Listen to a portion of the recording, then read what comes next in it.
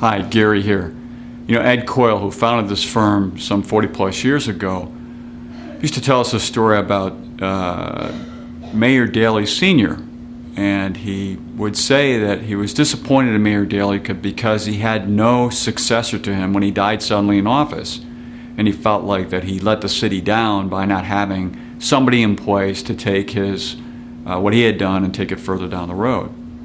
Now, he told us that story and started at that point to develop the leadership of the firm very early on so that it could transition over. So when we're looking at succession planning, it really is very important for that owner to recognize the importance of that for the legacy and continuation of that firm down the road. Now, we do know a couple of facts. There's a 2014 U.S. Trust survey in which it states that businesses today were started 87% by an entrepreneur and 13% were inherited in families.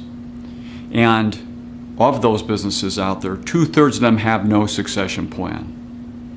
Now, another fact is about 90% of all businesses in the United States are small businesses, and they employ 60% of the entire population. So certainly there's a huge effect as to what will happen to those businesses in the succession from that initial business owner down the line. So what needs to be in place? What's the important elements that need to be out there for these businesses to be successfully transitioning their business to the next generation, to an outside buyer, or to internal management team? Well, number one, they got to have a clear value proposition, what they're all about, what they're providing their clients and their customers, so everybody in the business can understand that.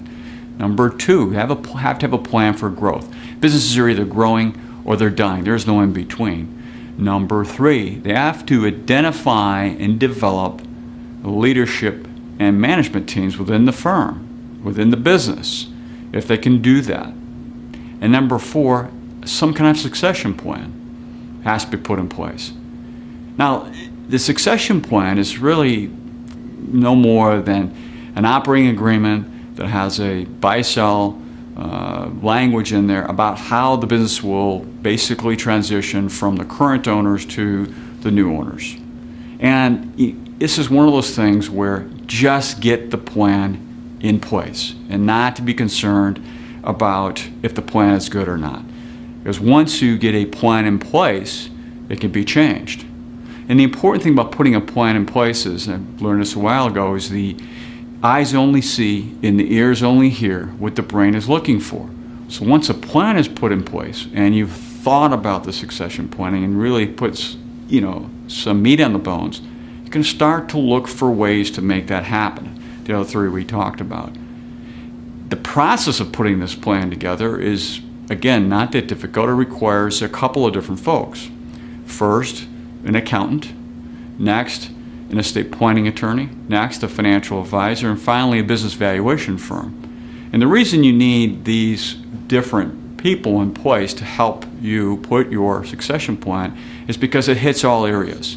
For most business owners, they've got the majority of their net worth is tied up in their business value, not outside of that. And so it affects the estate, and it affects their taxes and their accounting, and it affects their investments, and it affects the valuation of that business. So all those pieces come together.